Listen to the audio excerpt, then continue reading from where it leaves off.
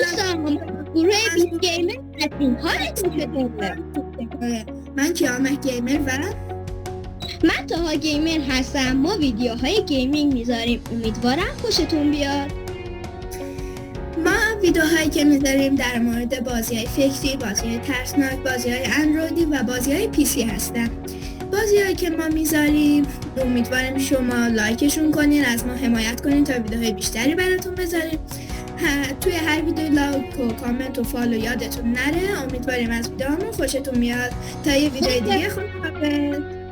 خداحافظ.